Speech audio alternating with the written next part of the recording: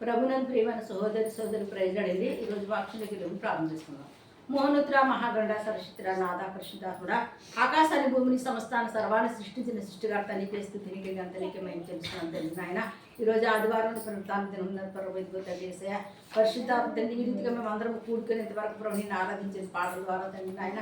ఇదిగో తండ్రి ప్రార్థన ద్వారా ప్రభు తండ్రి, ఇదిగో తండ్రి పరిశుద్ధాత్మ నడిపించారు ఇంతవరకు నాయన మాకు సహాయం చేస్తారు తండ్రి ప్రభు నాయన. నీ పిల్లలకు నీ వాక్యం చెప్పుచున్న అపిత్రమైన పెద్దలు అగ్ని చేత కాల్చి శరీరాన్ని వరుగుపరచు, మానస్వరాన్ని వరుగుపరచు, దైస్వరంతో మాట్లాడి దర్శించి నీ నామాన్ని మహిమను ఘనతను ప్రభావాన్ని పొందుకోమని యేసయ్య నామమున అడుగుచున్నాము మా పరమ తండ్రి, ఆమేన్. ఈరోజు మన వాక్యం అంశం ఏంటంటే, యెహోవా తేజస్సుతో నిండెను. మందిరము యెహోవా తేజస్సుతో నిండెను.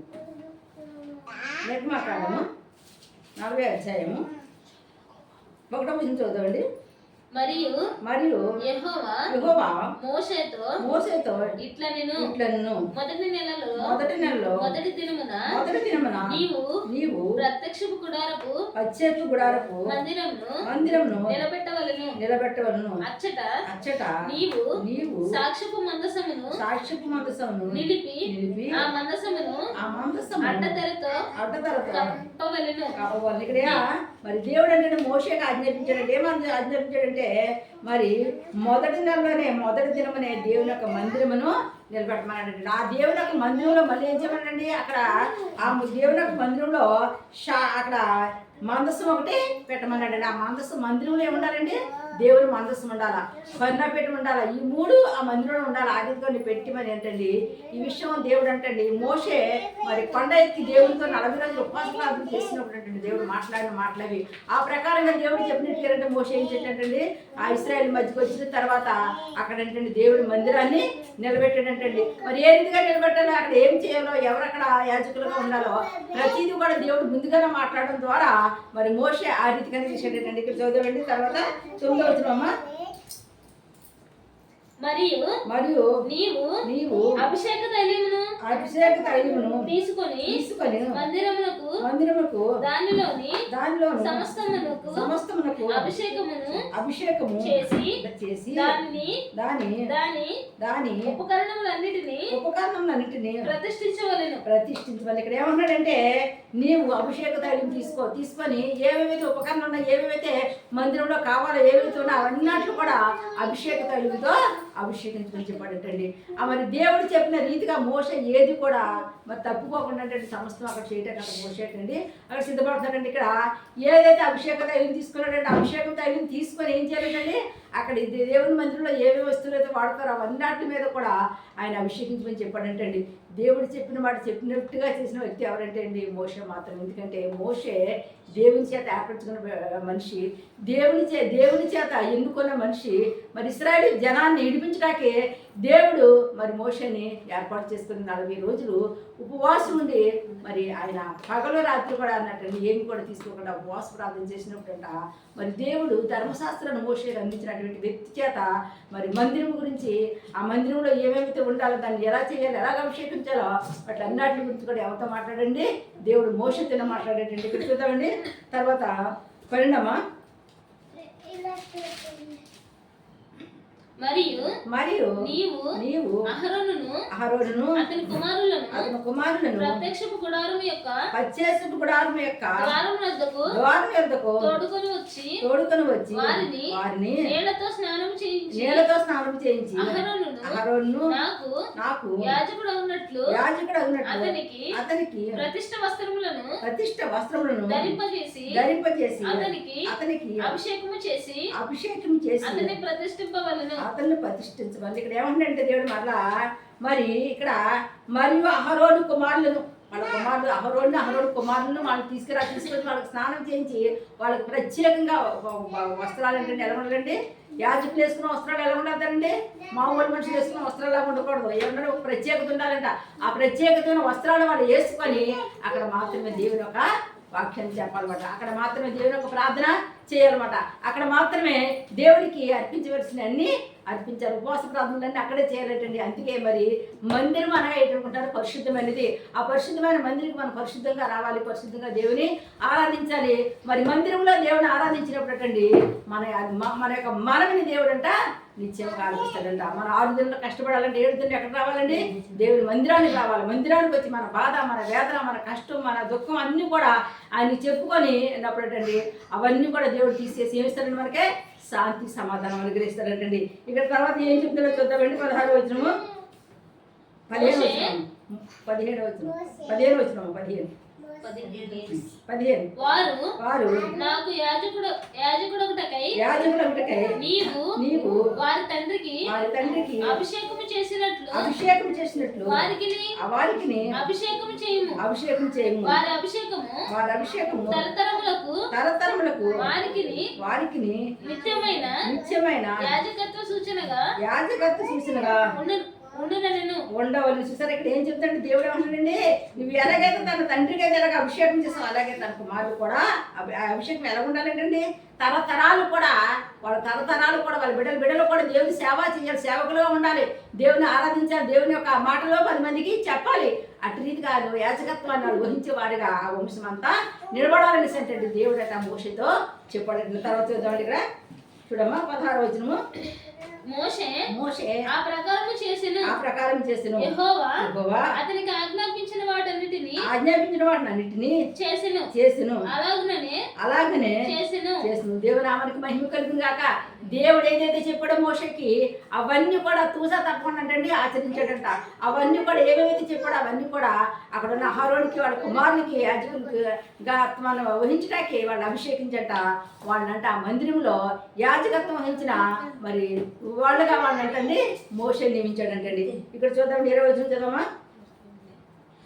మరియు యెహోవా మోషేకు ఆజ్ఞాపించినట్లు అతడు శాసనములను తీసుకొని మందసములో ఉంచి మందసమునకు మోతకర్రలను కూర్చి దాని మీద కరుణాపీఠం చూసారంటండి. దేవుడు మరి మోషేకి దేవుడు ఏవైతే ఆజ్ఞించాడో 10 ఆజ్ఞలు ఆ మనసులో ఏముండాలి చెప్పండి? దేవుడు ఇచ్చిన 10 ఆజ్ఞలు ఉన్నట్ట కరుణాపీఠం మీద ఏముండాలండి? దేవుడు ఇచ్చిన 10 ఆజ్ఞలు కూడా కరుణాపీఠం మీద ఉండాలంటండి. ఆ మనసు దగ్గర ఆ దేవుడు ఇచ్చిన 10 ఆజ్ఞలు కూడా అక్కడ పెట్టాడండి. ఆ రీతిగా దేవుని ఆరాధించట దేవుడు కృప చూపించాడంట. ఇక్కడ శాసనం గల మందసము మోతకర్రలు అన్ని సమస్తం కూడా దేవుడు ఏదైతే చెప్పాడో తూజా తప్పకుండా అన్ని విషయాలు కూడా మోషే చాలా శ్రద్ధ వహించాడు.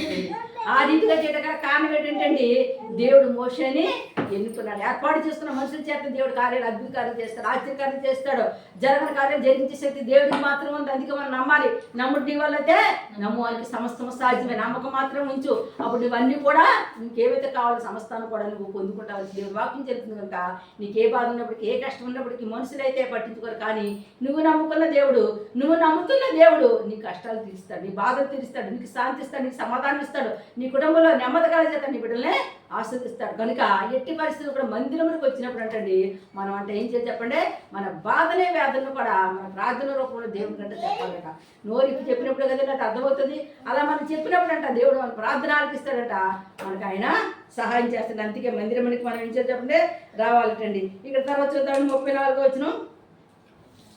అప్పుడు మేఘము ప్రత్యక్షపు గుడారమును కమ్మగా యెహోవా తేజస్సు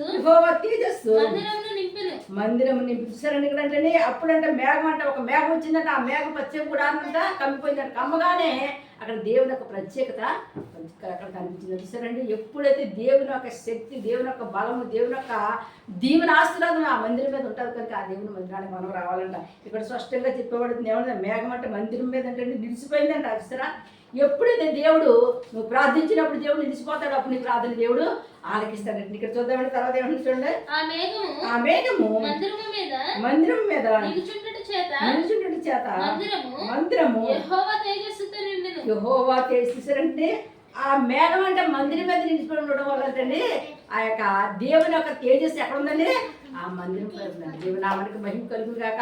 ఆ మందిరం అంటండి మునుపటి మందిరం కంటే తేజోమహిమగా దేవుడు చేసే శక్తి ఎవరికి దేవుడికి మాత్రం ఉందండి. సరే ఆ మందిరాన్ని అంటండి చూడటానికి ఎలా ఉందంటండి, పైకి ఏమి కనపడలేదు కానీ లోన ఏమని చెప్పండి, ఆ మేఘం ఎప్పుడైతే పైన కమ్ముందో ఆ మహిమ, దేవుని మహిమ, ఆ మహిమని ఎవరు చూడటానికి ఎవరి కళ్ళు కూడా సరిపోవు. అటువంటి మహిమతో ఆ మందిరం నిండి ఉందంట. ఆ మహిమతో అక్కడ ఉన్న వాళ్ళందరూ కూడా దేవుని యొక్క మహిమను కనబరుస్తున్నారంట. ప్రతి ఒక్కరు కూడా దేవుని ఏం చేస్తుంటే ఆరాధిస్తున్నారంట. వాళ్ళ బాధలు వాళ్ళ కష్టాలు కూడా మందిరంలో చెప్పుకుంటున్నారంట. ఎందుకు చేతనండి, అక్కడ ఎవరున్నారు, దేవుని మహిమ ఉంది. దేవుడు ఉన్నాడు, దేవుడు కార్యం చేసే దేవుడు ఉన్నాడు, ఆ స్వస్థతలు ఇచ్చే దేవుడు ఉన్నాడు, విడుదల ఇచ్చే దేవుడు ఉన్నాడు కనుక దేవుని ఆరాధించిన వాళ్ళందరూ కూడా అక్కడికి వచ్చారండి. ఇక్కడ మందిరం మీద యెహోవా తేజస్సు మహిమతో ఉండండి. మరి నీ మీద, నీ బిడ్డల మీద, నీ కుటుంబం మీద ఎవరు నిండి ఉండాలి, దేవుని మహిమ నిండి ఉండాలి, దేవుని శక్తి ఉండాలి, దేవుని పరిశుద్ధాత్మ శక్తి నీ మీద నిండుకున్నప్పుడు నువ్వు ఆశ్చర్యకరం చూస్తావు, అద్భుత కార్యాలు చూస్తావు. ఇక్కడ చూడమ్మా. తర్వాత మోషే ప్రత్యక్షపు గుడారంలోనికి వెళ్ళలేకుండాను, ప్రత్యేక గుడారంలోనికి వెళ్ళలేసారండి. ఎప్పుడైతే దేవుని తేజస్సు మహిమ ఆ మందిరంలో కప్పుందో లోనికి వెళ్ళకపోతున్నాడంటే, లోనకైనా వెళ్ళబోతున్నాడంట. లోనికి వెళ్ళకుండా మరి ఆయన అంటండి బయటే ఉండిపోయాడంట. ఇక్కడ చూడమ్మా. తర్వాత మేఘము మందిరం మీద నుండి పైకి వెళ్ళినప్పుడు ఇశ్రాయేలీయులు ప్రయాణమై పోయిరి. ఇదే వారి ప్రయాణ పద్ధతి. ఎప్పుడైతే దేవుని యొక్క మరి మేఘము ఎప్పుడైతే మరి మందిరం మీద వెళ్ళిపోయేటప్పుడు అంటే వాళ్ళంటండి మళ్ళీ ప్రయాణం చేసేవారంట. ప్రయాణం చేసంట వాళ్ళంట వెళ్ళేవారంట. ఆ రీతిగా మరి వాళ్ళ ప్రయాణము సాగుతూ ఉండేదంటండి. ఇదే వాళ్ళ యొక్క ప్రయాణం యొక్క పద్ధతి. వాళ్ళ యొక్క రహస్యం ఏంటంటే అదేంటండి, దేవుని యొక్క మందిరం మీద ఉన్నని చెప్పు దేవుని యొక్క మేఘము, తర్వాత వాళ్ళ మేఘం ఎప్పుడైతే కమ్ముకుందో అప్పుడు తర్వాత వాళ్ళ ప్రయాణం ఏంటండి సాఫీగా జరిగిపోయిందంటే. 17 వచ్చింది కదమ్మా. 37 ఆ మేఘము పైకి వెళ్ళని అది వెళ్లి దినం వరకు వారు ప్రయాణం చేశారండి. మేఘం పైకి వెళ్ళకపోతే ఇంకా ఎక్కడ ప్రయాణం లేదు అంటే దేవుడు తోడుగా రాకపోతే వాళ్ళు ఎక్కడికి వెళ్ళినా శూన్యమే. మరి అట్లా ఏం చేసినా శూన్యమే కనుక ఆ మేఘం ఎప్పుడైతే ప్రయాణం చేసింది అప్పుడు వాళ్ళు ప్రయాణం చేసేవారంట. ఆ రీతిగా వాళ్ళ ప్రయాణం అంటండి మరి ఆ యొక్క అరణ్యంలోనంట మరి జరిగిందనేసి ఇక్కడ వాక్యం చదివిస్తుందండి. అటు రీతి కనుక చూద్దామండి. 38 ఇశ్రాయేలీయులందరూ కన్నుల ఎదుట యెహోవా మేఘము మందిరం మీద ఉండెను. రాత్రి వేళ అగ్ని దాని మీద ఉండెను. వారు సమస్త ప్రయాణంలో ఇలాగే జరిగింది. దేవునామానికి మహిమ కలుగును గాక. పగలంతా దేవుని మందిరం మీద ఉంటుందంట, రాత్రి అంతా వాళ్ళంతా నడిపిస్తుందంట. రాత్రి అగ్ని ఉంటుందంట, అగ్ని స్తంభం మేఘస్తంభం వాళ్ళు నడిపించడం ద్వారా ఇశ్రాయేల్ జనంగానంటండి వాళ్ళు యాపిగా చక్కగా వాళ్ళ ప్రయాణం అంతా నడవగలిగారంట. మరి అట్లీగానే లేవికాండము 8వ అధ్యాయము 9వ అధ్యాయము లేవికాండము 9వ అధ్యాయమమ్మా. 9వ అధ్యాయము 1వ వచనం చదవమ్మా. 3వ వచనం 9వ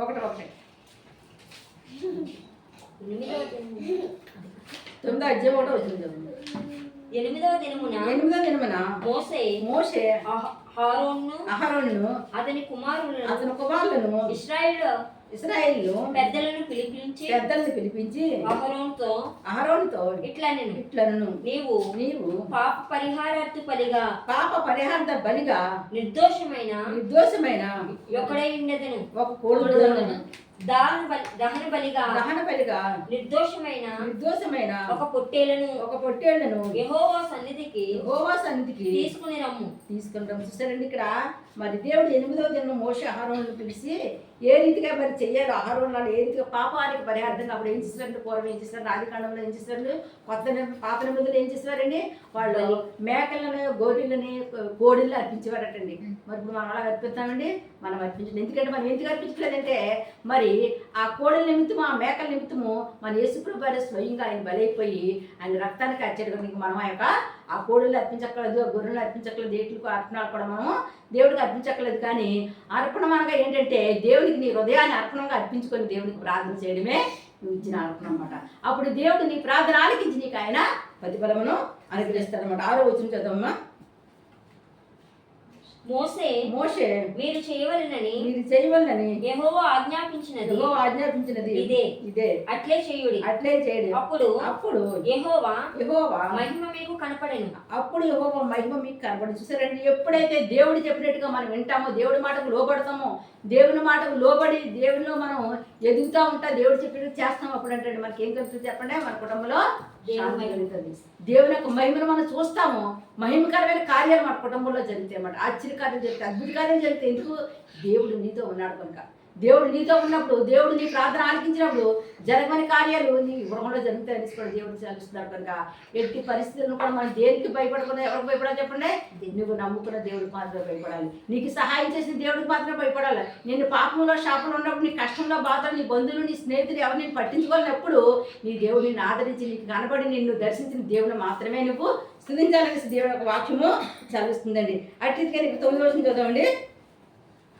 అహరోను కుమారులు దాని రక్తము అతని యొద్దకు తేగా అతడు ఆ రక్తములో తన వేలు ముంచి బలిపీఠపు కొమ్ముల మీద దాన్ని చమిరి బలిపీఠం అడుగున ఆ రక్తము పోసను.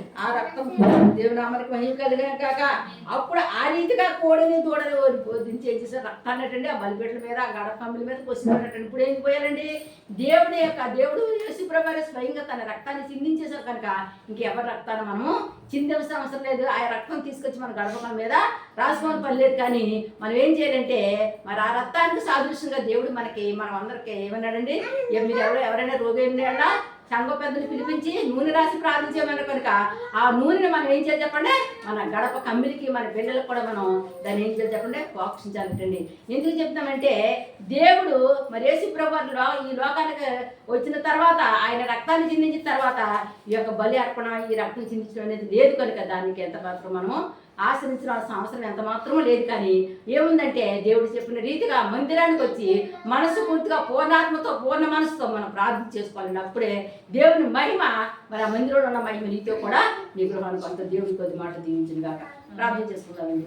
మోహనుద్ర మహాగరుడ సరస్వతుడ నాదా పరిశుద్ధాత్ముడా, ఆకాశాన్ని భూమిని సమస్తాన్ని సర్వాన్ని సృష్టించిన సృష్టికర్త, నీకే స్తుతయ్య, నీకే మహిమయ్య, నీకే ఘనతయ్య తండ్రి, రాజరక్షక నాదా. అవును ప్రభు నాయన, ఇదిగో తండ్రి ఈ లోకంలో ప్రభు తండ్రి ఎవరు చేయలేని త్యాగాన్ని మా కోసం చేసిన త్యాగమూర్తి చేసే తండ్రి నాయన, ఇదిగో తండ్రి నాయన, ఇదిగో తండ్రి మా పితరులు బాబు తండ్రి గొర్రెలను మేకలను ప్రభు నాయన మరి అర్పించేవారు ప్రభు తండ్రి. ఇదిగో తండ్రి మేమైతే మాకు ఆ పని లేదు బాబు, ఎందుకంటే ప్రభు నువ్వే స్వయంగా తండ్రి మా కోసం తండ్రి నాయన నీ రక్తాన్ని చిందించి ప్రభు, నీ రక్తం చేత మమ్మల్ని కొనుక్కొని ప్రభు, నీ రక్షణ మాకు దయచేసినందుకు స్థితులు స్తోత్రాలు తెలుసు. ఇంకా ఎంతమంది బిడ్డకైతే రక్షణ లేదటువంటి వారికి రక్షణ భాగ్యం దయచి రక్షించమని అడుగుతున్నాను నాయన.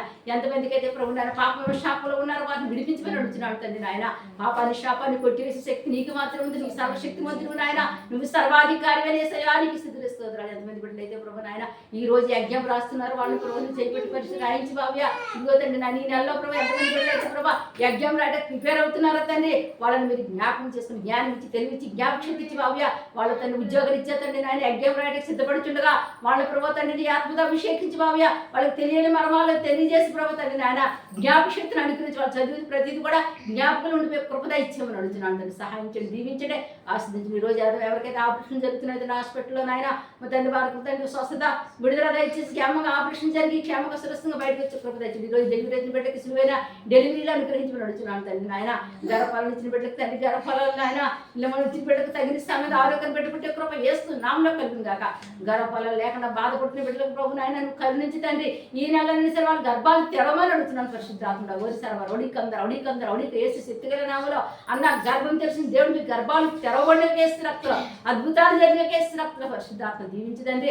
ఆశ్రదించి చిన్న వ్యాపారాలు పెద్ద వ్యాపారాలు చేసుకున్న వారిని ప్రభావ చేతి పని చేసుకున్న వారిని ఆశ్రదించి దీవించి వాళ్ళ చేతుల కష్టాజితాన్ని రుద్రాదిశ్రమని అడుగుతున్నాను తండ్రి నాయన. మీ కృపను కుమ్మరించిన కనికరించమని అడుగుతున్నాను తండ్రి. బిడ్డలందరూ ప్రభు నాయన చదువుకుంటారు బాబు, చిన్న బిడ్డలు మొదలు పెద్ద బిడ్డల వరకు చదువుకునే బిడ్డలందరూ కూడా జ్ఞానం ఇచ్చి, తెలివిచ్చి, జ్ఞాపశక్తి పెంకుదనం అలా తీసివేసి ప్రభావ నాయన మంచి బాటలు నడిచే కృపను బిడ్డలకు అనుగ్రహించబడి చెడు వ్యసనాలకు బానిసలు కాకుండా తండ్రి నాయన బిడ్డలు ఎవరు వస్తున్నా కాపాడమని అడుగుతున్నాను తండ్రి. ఎవరి కాళ్ళ మీద వాళ్ళ జీవితాలు కట్టుకునే కృపను దయచేయమని అడుగుతున్నాను తండ్రి. అన్ని విషయాలు మేలు చేయండి, దీవించండి, ఆశ్రమించండి. రిక్షా డ్రైవర్ నుంచి విమాన డ్రైవర్ వరకు ప్రభు నీ కాపుల నుంచి నీ కృప నుంచి ప్రతి బండి ముందు మీరుండి ప్రభావ వాళ్ళు క్షేమంగా సురక్షితంగా గృహాలకు వచ్చి కృప దయచేయమని అడుగుతున్నాను తండ్రి. నాయన వాళ్ళ చేతులు కష్టం చేతాన్ని వృద్ధిలో తీసుకోమని అడుగుతున్నాను తండ్రి. సాయించండి, దీవించండి, ఆశ్రమించండి ఆయన.